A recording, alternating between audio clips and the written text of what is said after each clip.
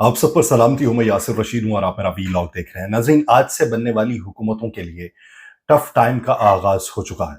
आज जिस तरीके का मंजरनामा हमने बलूचिस्तान असम्बली में देखा है, कौमी असम्बली में देखा है, खैबर पख्तूनख्वा की असम्बली में देखा है, उससे बज़ाहिर यही मालूम हो रहा है कि आने वाले दिनों के अंदर जो हुकूमतें बन रही हैं उनको बहुत टफ टाइम मिलने वाला है और अपोजिशन की तरफ से मिलेगा। और जिस तरह का रवैया अपनाया जा रहा है, क्या ये मुल्क को बेहतरी की तरफ लेके जा सकता है? ये एक बुनियादी सवाल है। पैचअप के लिए मौलाना फजलुर रहमान साहब से मुलाकात तो हुई वफ्द की, पाकिस्तान पीपल्स पार्टी और नून लीग के, लेकिन उसका कोई नतीजा नहीं निकल सका। एमक्यूएम ने मौजूदा मंजरनामे के बारे में क्या तहफ़्फ़ुज़ात किए हैं उसके ऊपर बिलखुसूस इस व्लॉग के अंदर बात होगी।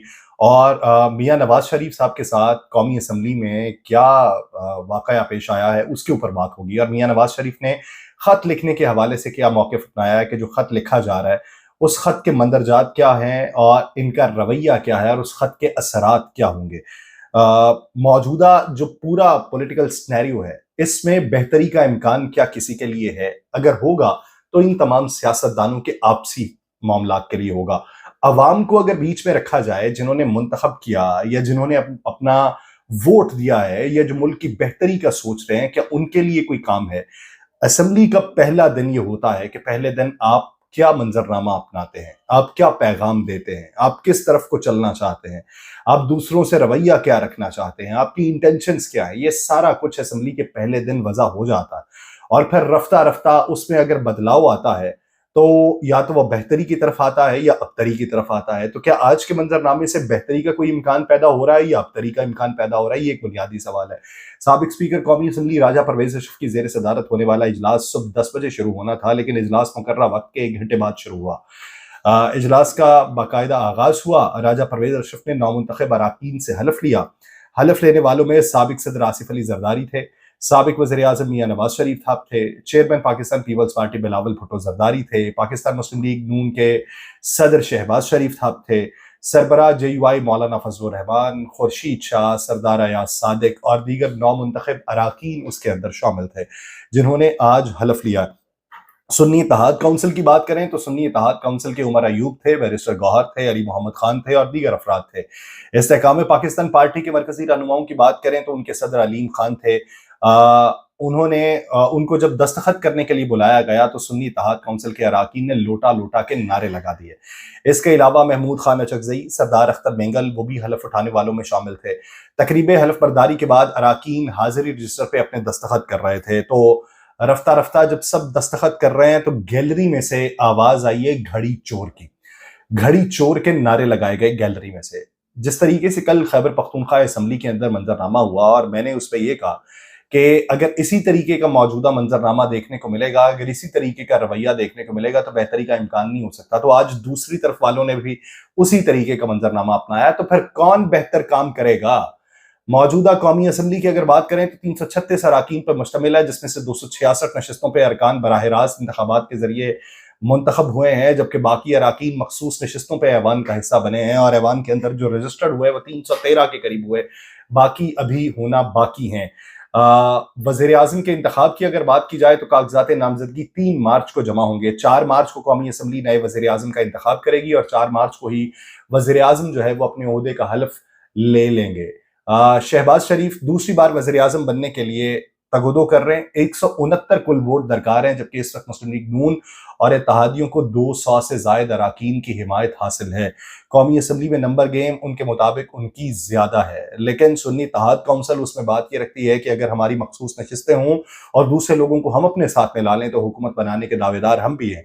लेकिन उनकी तगोदो रायगा जाती दिखाई दे रही है, क्योंकि अभी तक जो इलेक्शन कमीशन की तरफ से है वो फैसला जारी नहीं हो सका। जब तक इलेक्शन कमीशन फैसला नहीं जारी करता तब तक ये मंजरनामा क्या होगा? तब तक अगर ये इंतखाब हो भी जाता है या दीगर असम्बलियों में जो इंतखाबात हुए हैं उन इंतखाबात को कलअदम करवा दिलवाने के लिए क्या ये लोग रुजू करेंगे? कौमी असम्बली की मजीद बात करूंगा, लेकिन उससे पहले खैबर पख्तूनख्वा के जो नए वज़ीर आला बनने वाले हैं अली अमीन गंडापुर साहब, उनको एक पैगाम देना है। एक सच्चा मोमिन दौलत ईमान को हाथ से नहीं जाने देता। बिला शक जिसमें ये खसलतें जमा होंगी उसने दर हकीकत ईमान की लज्जत हासिल की होगी, फिर वो किसी हाल में भी ईमान से महरूमी पसंद ना करेगा। یہ علی امین گنڈاپور صاحب کو اس لیے پیغام پہنچانا ہے، ایک تو نام کی نسبت بھی ہے، دوسرا یہ علی امین گنڈاپور صاحب نے آج یہ کہا کہ جنہوں نے میرے بال کاٹے ہیں، بال اتارے ہیں، میں ان کی کھال اتاروں گا۔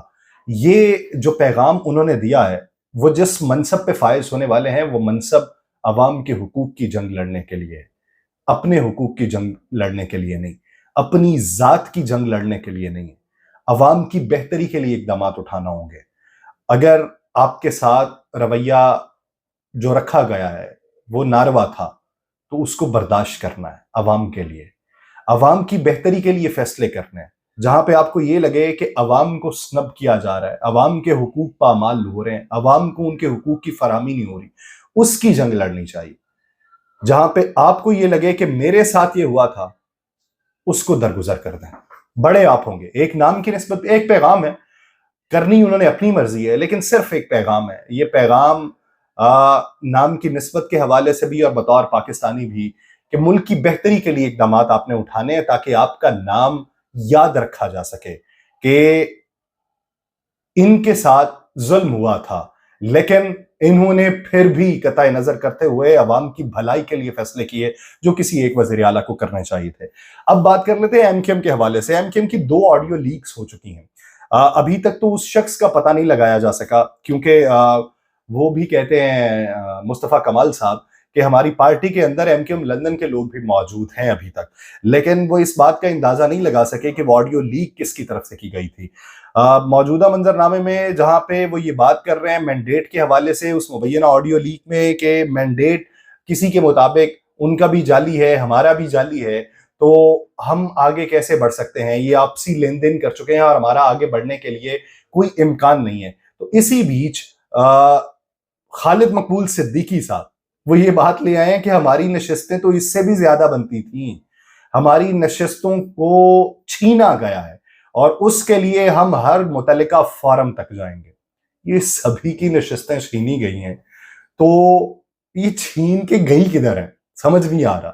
اگر ان سے چھینی گئی ہیں تو پھر یہ بھی بات ہے کہ اگر ان کے اتنے نہیں بنتے تھے، یعنی پچھلی بار اگر 7 تھے اور اب کی بار اتنے بنتے تھے، اس سے زیادہ بنتے تھے، تو پھر 50 ان کے بنتے تھے۔ پیپلز پارٹی پھر سے پوچھا جائے کہ پیپلز پارٹی کے پھر کتنے بنتے تھے، ہو سکتا ہے پیپلز پارٹی کہہ دے ہمارے 100 بنتے تھے۔ نون لیگ سے پوچھے تو نون لیگ بھی کہہ دے ہمارے 125 بنتے تھے۔